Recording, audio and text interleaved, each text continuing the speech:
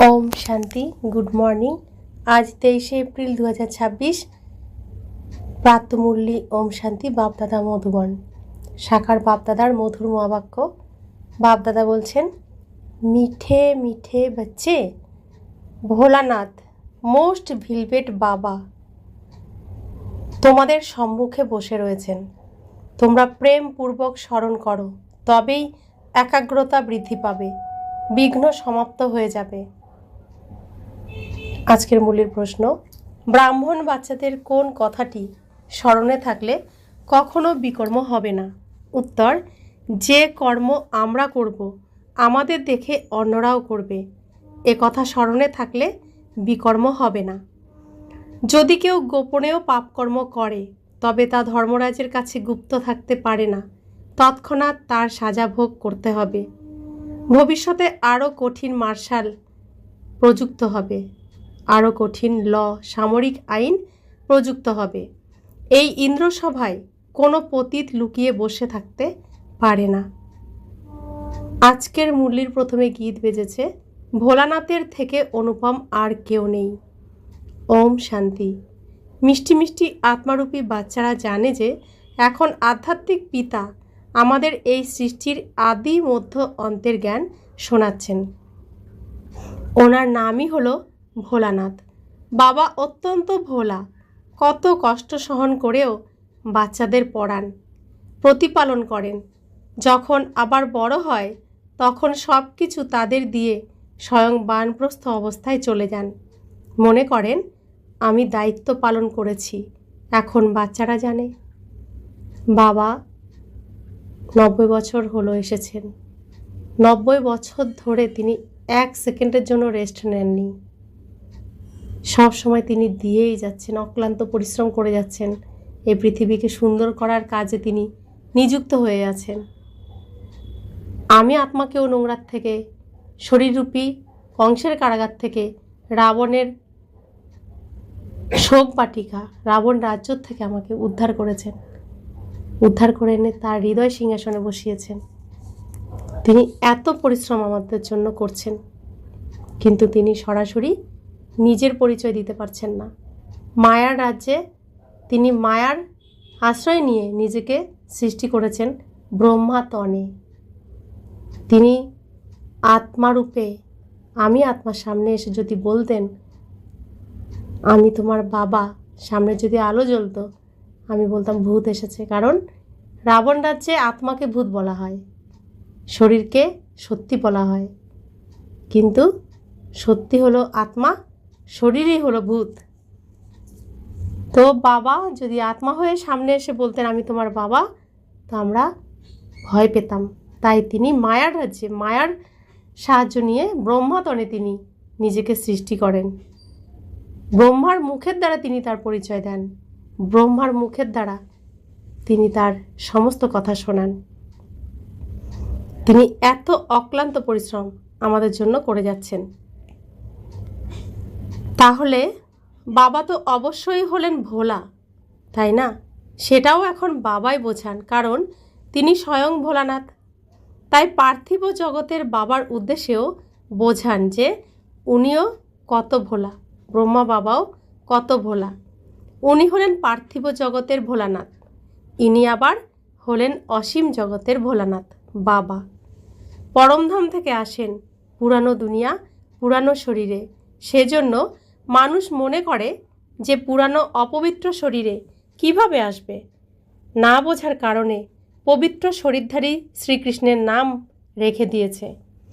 এই গীতা, বেদ, শাস্ত্রাদি আবারও তৈরি হবে। দেখো শিব বাবা কত ভোলা। যখন আসেন তখনও এমন অনুভব করান যেন বাবা এখানেই বসে রয়েছেন। এই শাখার বাবাও তো ভোলা, কোনো উত্তরীয় নয়, কোনো তিলকাদি নয়, বরং সাধারণ বাবা। বাবা তো বাবাই। বাচ্চারা জানে যে সমগ্র এই নলেজ শিব বাবাই দেন, আর কারোর সাহস নেই যে দিতে পারে। দিনে দিনে বাচ্চাদের ধ্যান বৃদ্ধি পেতে থাকে। যত বাবাকে স্মরণ করবে ততই ভালোবাসা বাড়তে থাকবে। তিনি হলেন মোস্ট ভিলভেট বাবা। কেবল এখন নয়, ভক্তিমার্গেও তোমরা ভিলভেট মোস্ট মনে করতে। তোমরা বলতে, বাবা যখন তুমি আসবে তখন আর সকলের প্রতি লাভ ছেড়ে একমাত্র বাবার প্রতিই লাভ থাকবে। তোমরা এখন জানো, কিন্তু মায়া এতটা ভালোবাসতে দেয় না। মায়া চায় না যে এ আমাকে ছেড়ে বাবাকে স্মরণ করুক। সে চায় যে দেহ অভিমানী হয়ে আমাকে ভালোবাসুক। মায়া এটাই চায়, সেজন্য কত বিঘ্ন ঘটায়। তোমাদের বিঘ্নকে পার করতে হবে। বাচ্চাদের কিছু তো পরিশ্রম করা উচিত, তাই না?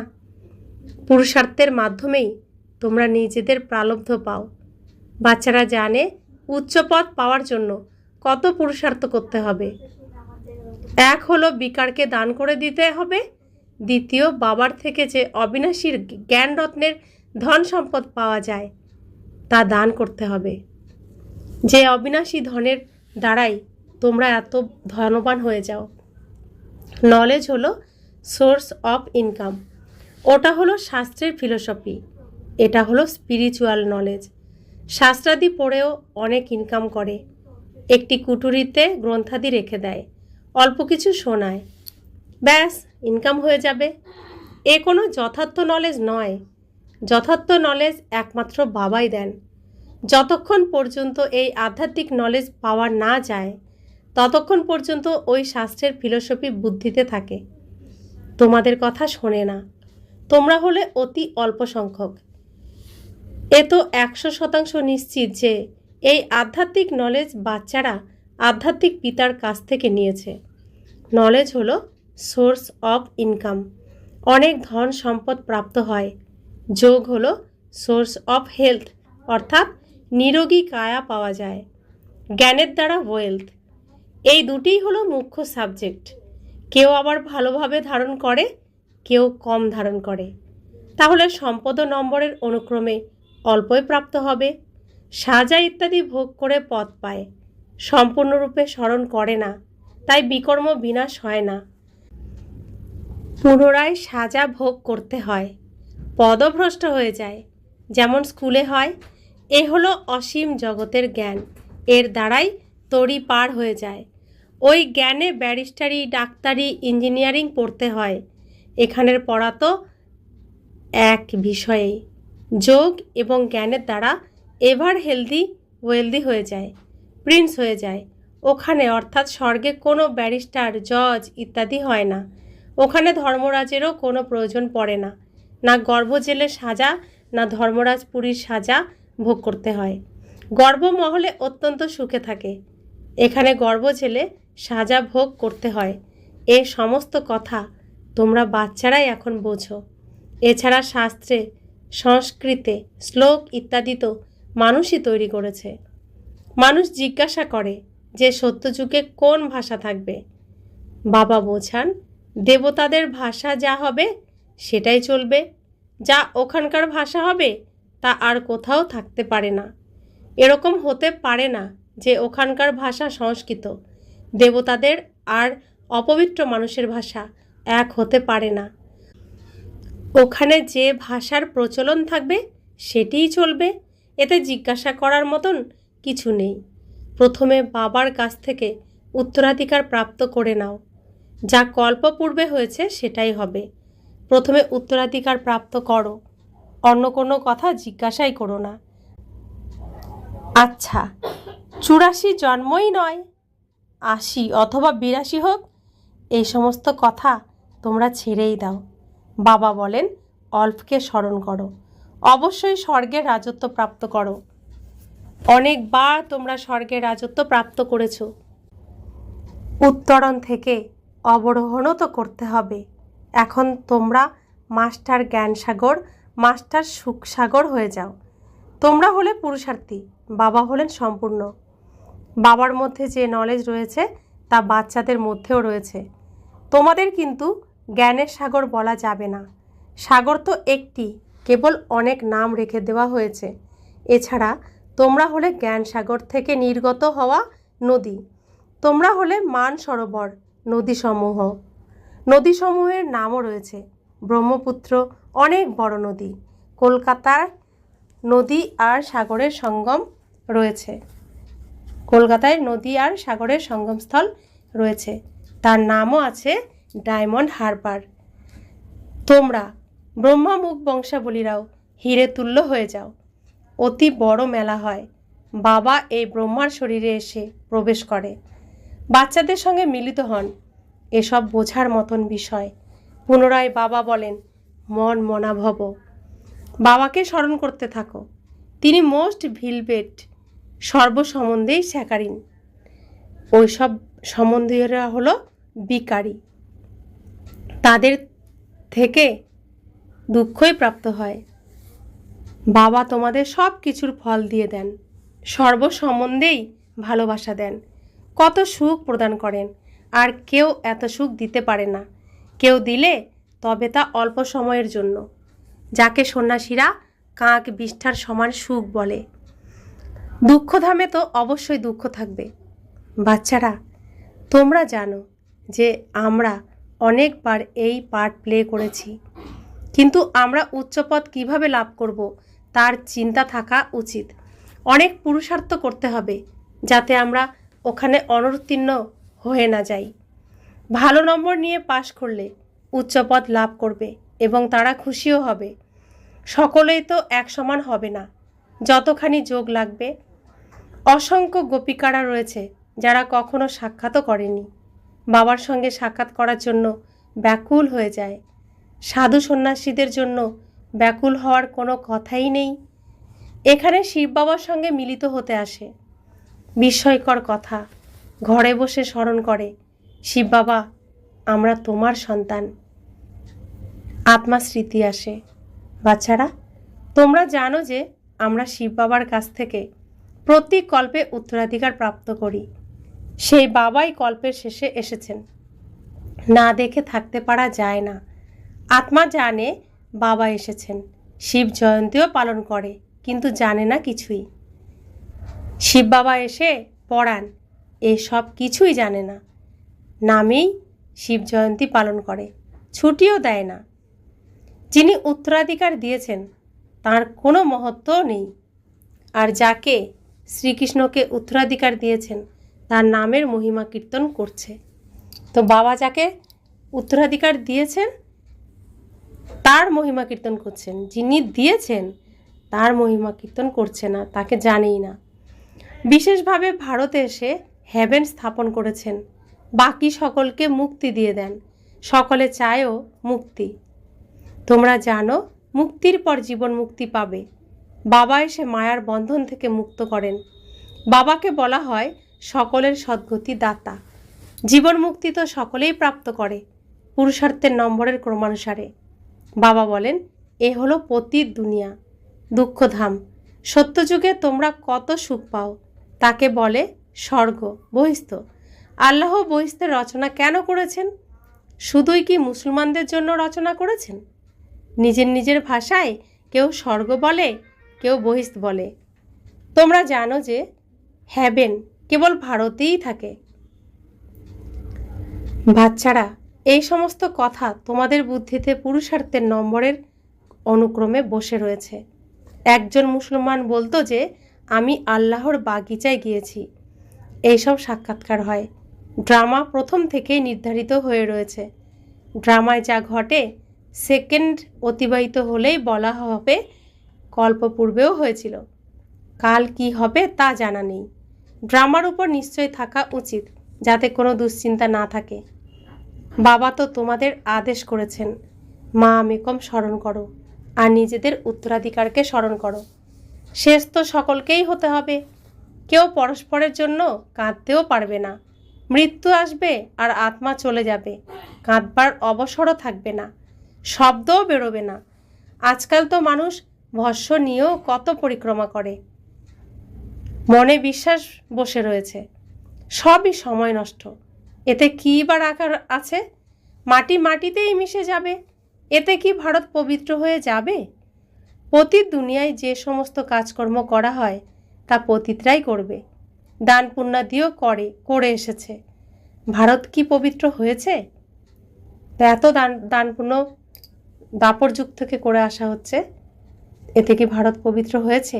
সিঁড়ি নিচে নামতেই হবে। সত্যযুগে সূর্যবংশীয় হয়, তারপর সিঁড়িতে নিচে নামে ধীরে ধীরে অধঃপতনে যায়। যদিও কত যোগ্য তপাতি করে, কিন্তু পরজন্মে অল্পকালের জন্য ফল প্রাপ্ত হয়। কেউ খারাপ কর্ম করলে তারও ফল সে ভোগ করে। অসীম জগতের পিতা জানেন যে তিনি বাচ্চাদের পড়াতে এসেছেন। শরীরও ধারণ করেছেন সাধারণ, কোনো তিলক ইত্যাদি লাগানোর প্রয়োজন নেই। ভক্তরা তো বড় বড় করে তিলক কাটে, কিন্তু কত ঠকায়। বাবা বলেছেন, আমি সাধারণ শরীরে আসি, এসে বাচ্চাদের পড়াই। বানপ্রস্থ অবস্থা তো। শ্রীকৃষ্ণের নাম কেন দিয়েছে? এখানে তো বিচার করার মতন বুদ্ধি নেই। এখন বাবা সঠিক বেঠিক বিচার করার বুদ্ধি দিয়েছেন। বাবা বলেন, তোমরা যজ্ঞ তপ দান পুণ্য করে শাস্ত্র পাঠ করে এসেছো। সেই শাস্ত্রতে কি কিছু আছে? আমি তোমাদের রাজযোগ শিখিয়ে বিশ্বের বাদশাহী দিয়েছি, নাকি কৃষ্ণ দিয়েছে? বিচার করো। বলে, বাবা তুমিই শুনিয়েছিলে। শ্রীকৃষ্ণ তো ছোট্ট প্রিন্স, সে কি করে শোনাবে? বাবা, তোমার রাজযোগের মাধ্যমেই আমরা এমনটি হয়ে যাই। বাবা বলেন, শরীরের কোনো ভরসা নেই, অনেক পুরুষার্থ করতে হবে। বাবাকে সমাচার শোনায় যে অমুকে অত্যন্ত ভালো, নিশ্চয় বুদ্ধি সম্পন্ন। আমি বলি, একদমই নিশ্চয় নেই। যাদের অত্যন্ত ভালোবেসেছি তারা আজ নেই। বাবা তো সকলের সঙ্গে প্রেমময় হয়ে চলেন। যেরকম কর্ম আমি করব, আমায় দেখে অন্যরাও করবে। কেউ আবার বিকারে যায়, পুনরায় গোপনে এসে বসে। বাবা তো তৎক্ষণাৎ সন্দেশীকে বলে দেন, এমন কর্ম যারা করবে তারা অত্যন্ত দুর্বল হতে থাকবে, ভবিষ্যতে আর চলতে পারবে না। অস্থির সময়কালে কেউ কিছু করলে তখন একদম মার্শাল ল লাগু করা হয়। ভবিষ্যতে তোমরা এমন অনেক দেখবে। বাবা কি কি করে থাকেন। বাবা কি শাস্তি দেন নাকি ধর্মরাজকে দিয়ে দেওয়ান? জ্ঞানে প্রেরণার কোনো কথা নেই। ভগবানকে তো সকল মানুষই বলেন, হে পতিত পাবন এসো, এসে আমাদের পবিত্র করো। সমস্ত আত্মারাই কর্মেন্দ্রিয়ের মাধ্যমে আহ্বান করে। বাবা হলেন জ্ঞানের সাগর। ওনার কাছে নানা ধরনের অনেক সামগ্রী রয়েছে। এরকম বিভিন্ন প্রকারের সামগ্রী আর কারোর কাছে নেই। শ্রীকৃষ্ণের মহিমা সম্পূর্ণ আলাদা। বাবার শিক্ষার দ্বারাই এনারা কীরকম হয়েছেন, লক্ষ্মীনারায়ণ হয়েছেন।